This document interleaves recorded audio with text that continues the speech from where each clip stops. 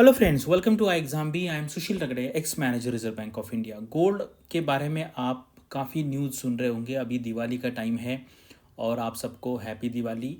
और दिवाली में Indian specifically बहुत गोल्ड खरीदते हैं। अगर आप देखेंगे हमारा 140 करोड़ लोगों का देश है और कंटिन्यूसली आज से नहीं हज़ारों सालों से गोल्ड में हमारी रुचि रही है और गोल्ड हर बार न्यूज़ में रहता है। तो अभी क्या है, ये बनाने का पर्पज़ ये है कि रिसेंटली आरबीआई का report on management of foreign exchange reserve करके एक हाफ ईयरली रिपोर्ट आता है।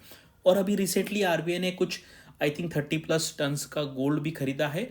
और कुछ हमारा जो गोल्ड है वो बैंक ऑफ इंग्लैंड में और बीआईएस में है। तो काफ़ी सारी न्यूज़ अभी मैंने रिसेंटली 1-2 दिन में पढ़ी, तो मुझे लगा कि चलो इसके ऊपर वीडियो बनाते हैं, क्योंकि अभी काफ़ी सारे आगे आने वाले टाइम में इंटरव्यूज़ आएंगे। आरबीआई ग्रेड बी का होगा, उसके बाद सेबी का होगा, नबार्ड है, बैंक्स है।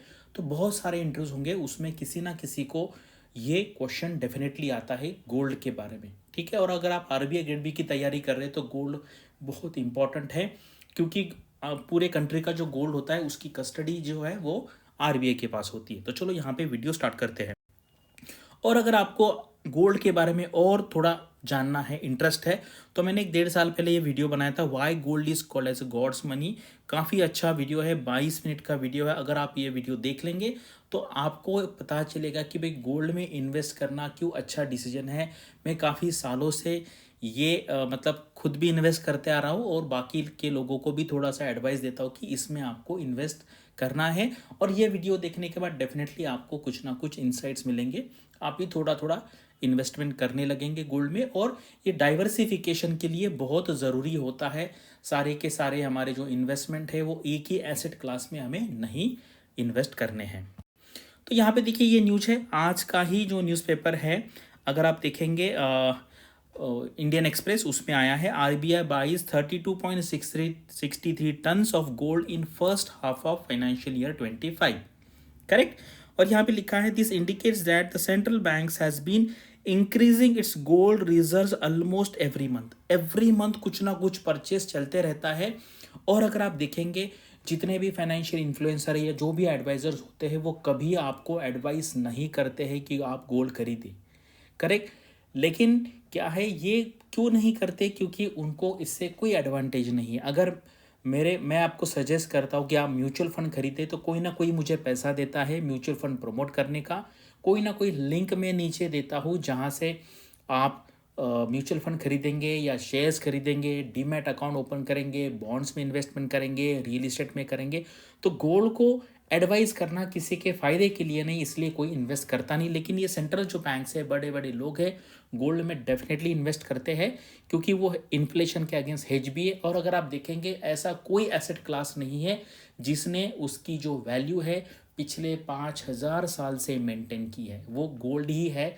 बाकी सारी करेंसी आएगी जाएगी, शेयर्स कंपनी आएंगे जाएंगे, और गोल्ड वैसा का वैसा रहेगा। उसकी जो परचेसिंग वैल्यू है वो पिछले 5,000 साल से मेंटेन है, इसलिए भी आपको इन्वेस्ट करना है।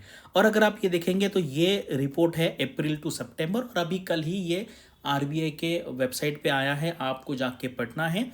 एग्जाम पर्पस के लिए क्या इंपॉर्टेंट है वो मैं आपको आगे बताऊंगा। तो यहाँ पे देखिए मैनेजमेंट ऑफ गोल्ड रिजर्व्स। और अगर आप यहाँ पे देखेंगे तो मैंने जैसे इनिशियली कहा 325 मेट्रिक टन का मतलब होता है 1 टन इज 1,000 kg। तो मेट्रिक टन का मतलब होता है इतने 1,000 kg। इसको आप 1,000 से मल्टीप्लाई कीजिए और उतने केजी गोल्ड इंडिया के पास का जो है वो बाहर के कंट्री में टोटल हमारा इतना है। करेक्ट। ये कहाँ पे है? Safe custody, bank of England and bank of international settlement. और धीरे धीरे ये क्या है, ये आरबीआई हमारे देश में ला रहा है। क्योंकि बाहर अगर आप देखेंगे, देखो इंटरनेशनल लेवल पे कहीं पे भी वॉर हो सकता है, किसी भी दो कंट्री में कभी भी टेंशन आ सकता है। जैसे अब कनाडा देखेंगे तो हमारे सालों से अच्छे रिलेशन, लेकिन बीच में कभी भी बिगड़ सकते हैं। तो ये कभी भी जो कोई चीज़ बाहर रखना, दूसरे के कस्टडी में रखना, ये सेफ नहीं माना जाता। इसलिए धीरे धीरे धीरे आरबीआई उसको इंडिया में लाएगा। तो ये नंबर क्या है आपको, जैसे ये नंबर है पूरा, अगर आप 850 मेट्रिक टन्स भी बोलेंगे तो भी चलेगा। कितना है? 850। इतना राउंड फिगर आपको याद रखना है। और ये देखो, ये है फॉरेन एक्सचेंज रिजर्व, जो अभी रिपोर्ट जो आया है हाफ ईयरली।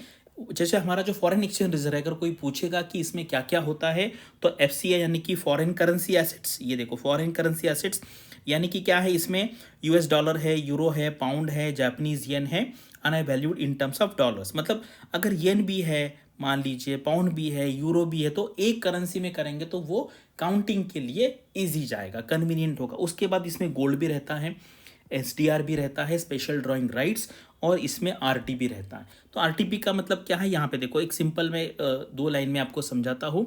ये क्या होता है, refers the portion of the members countries quota that is readily available for withdrawal without conditions. ठीक है, this makes its a kind of a financial cushion that countries can use quickly in times of economic need. तो ये जो पैसा है हमारा ही होता है, वहां पे है, इमीडिएटली हम विदाउट एनी कंडीशन इसको यूज कर सकते हैं। तो ये आपको चार पता होनी चाहिए क्या है, करेक्ट। और ये आरटीपी क्या है ये भी आपको पता होना चाहिए। तो ये एग्जाम पर्पस के लिए इसमें से क्वेश्चन आ सकता है।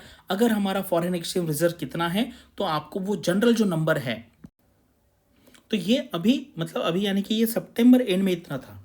अभी अगर देखेंगे ये क्या है, हर फोर्टनाइटली यानी कि हर 14-15 दिन में इसका नंबर आता है। आई थिंक अभी थोड़ा सा 700 के नीचे, लेकिन अगर आप 700 भी नंबर अगर याद रखेंगे तो भी चलेगा, क्योंकि क्या है ना, वो जनरल देखना चाहते हैं कि भाई आपको आइडिया है क्या।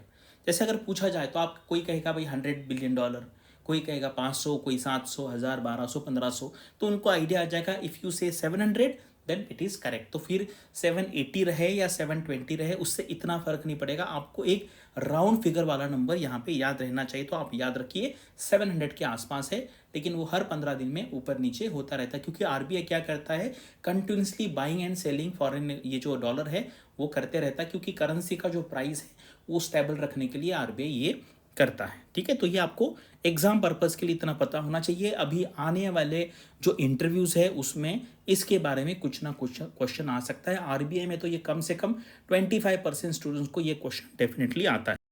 ठीक है, और अभी जैसे जो स्टार्टिंग में मैंने पूछा कि ये जो सेंट्रल बैंक है ये क्यों खरीदती है, तो ये मैंने डिटेल एक राइटअप बनाया है। तो यहाँ पे हम ऊपर ऊपर रीजन देख लेते हैं, बाकी आप ये डिटेल में पढ़ लीजिए। जैसे देखो, हेज अगेंस्ट इन्फ्लेशन, ठीक है, क्योंकि आपको पता है कि जैसे जैसे इन्फ्लेशन होता है ये ऊपर ऊपर चलते रहता है, इसका प्राइस बढ़ता है, यानी कि अगर आप गोल्ड रखेंगे तो वो इन्फ्लेशन को डेफिनेटली बीट करेगा। ठीक है, उसके बाद डाइवर्सिफिकेशन, जैसे हमने अलग अलग करेंसी में फॉरेन करेंसी एसेट्स है, उसके बाद गोल्ड रखा है, तो जैसे हम पर्सनल लेवल पे, जैसे मैंने इनिशियली कहा आपको कि हमें डाइवर्सिफिकेशन करना है, उसी तरीके से सेंट्रल बैंक भी उनका जो स्ट्रेटेजी होता है, रिस्क मैनेजमेंट स्ट्रेटेजी, उसके हिसाब से वो डाइवर्सिफाई करता है, यानी कि कोई फॉरेन करेंसी एसेट से अलग अलग करेंसी में, और फिर बाद में गोल्ड होता है। इसको डी डॉलराइजेशन स्ट्रेटेजी भी कहते हैं, या आप यहाँ पे। अगला वाला रीजन है स्टेबिलिटी ड्यूरिंग मार्केट वोलेटिलिटी। अगर आप देखेंगे, देखो रूपी का रेट है, उसके बाद डॉलर का रेट है, बाकी बॉन्ड्स है, ये इसकी वोलेटिलिटी काफ़ी, वोलेटिलिटी का मतलब है प्राइस का ऊपर नीचे होना। उस तरीके से गोल्ड अगर आप देखेंगे तो बहुत कम टाइम ऐसे होता है कि वो डाउनवर्ड जाता है, जनरली ये अपवर्ड ही रहता है। और बाकी जगह पे अगर मान लीजिए इंस्टेबिलिटी आती है, आप देखो कभी भी वॉर का सिचुएशन आ जाए, या फिर बाकी का स्टॉक मार्केट में कुछ प्रॉब्लम हो, बॉन्ड मार्केट में प्रॉब्लम हो, तब ये क्या है, गोल्ड फिर उस टाइम पे ऊपर जाता है। तो इसलिए इसको हेजिंग स्ट्रेटेजी भी कहते हैं। तो इससे क्या होगा, ओवरऑल पोर्टफोलियो में स्टेबिलिटी आएगी।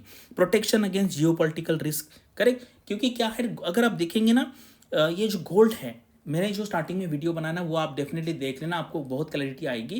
क्योंकि गोल्ड जो है वो कोई भी कंट्री में चलता है, it is a kind of a international currency, correct. जैसे डॉलर भी अगर आप देखेंगे तो नियर अबाउट आधे वर्ल्ड में डॉलर चलता है, लेकिन कुछ कंट्री ना कहेगी, वैसे गोल्ड का नहीं है। आप कभी भी कहीं पे भी गोल्ड अगर लेके जाएंगे तो डेफिनेटली आप दूसरे करेंसी में कुछ भी गुड्स एंड सर्विसेज परचेस कर सकते हैं, दूसरी करेंसी ले सकते हैं, क्योंकि गोल्ड जो है पूरे यूनिवर्सली एक्सेप्टेड है। ठीक है, तो ये जियो पॉलिटिकल रिस्क जब होता है, मान लीजिए आपने डॉलर लिया, आपने येन रखा है, और कंट्री में कोई टेंशन हो जाएगा, कोई सैंक्शन आ जाएगा, नहीं भाई आप ये डॉलर से कुछ खरीद नहीं सकते, तो फिर क्या करेंगे। इसलिए डॉलर ऐसा है कि जो पूरे वर्ल्ड में कहीं पे भी कभी भी कितना भी आप परचेस सेल उसके बेसिस पे कर सकते हैं। उसके बाद increase demand and rising price. आपको पता है गोल्ड जो है, आप देखिए दिवाली के टाइम पे या न्यू ईयर के टाइम पे, किसी का बर्थडे है, किसी का एनिवर्सरी, मैरिज एनिवर्सरी है, तो गोल्ड परचेस करता जाएगा पूरा वर्ल्ड। इंडिया में तो काफ़ी क्रेज़ है, चाइना में भी काफ़ी क्रेज़ है, तो इसका प्राइस कंटिन्यूसली बढ़ता रहेगा। तो इसलिए एज अ डाइवर्सिफिकेशन स्ट्रैटेजी हमारे पोर्टफोलियो में गोल्ड डेफिनेटली होना चाहिए। और आरबीआई जैसे बाकी जो सेंट्रल बैंक्स हैं वो भी गोल्ड मेंटेन करके रखते हैं, क्योंकि इंटरनेशनल लेवल पे कोई भी, अगर आप करेंसी का थोड़ा हिस्ट्री अगर पढ़ेंगे ना, कोई भी करेंसी 200 300 400 साल से आगे नहीं चलती है। गोल्ड ही ऐसा है, वो कंटिन्यूसली चलते आ रहा है, उसने उसकी जो वैल्यू है वो मेंटेन की। तो ये जो है वो डिटेल में पढ़ लीजिए। अगर मान लीजिए कि कहीं पे भी ऐसे आता है या कोई आपको क्वेश्चन पूछेगा तो इसके बेसिस पे आप उसका आंसर दे। अगर आपको गोल्ड के बारे में कोई इंटरेस्टिंग चीज़ें पता है या आपको कोई क्वेश्चन पूछना है तो आप कमेंट सेक्शन में पूछ सकते हैं। Thanks for watching this video and all the best for your studies and upcoming examinations.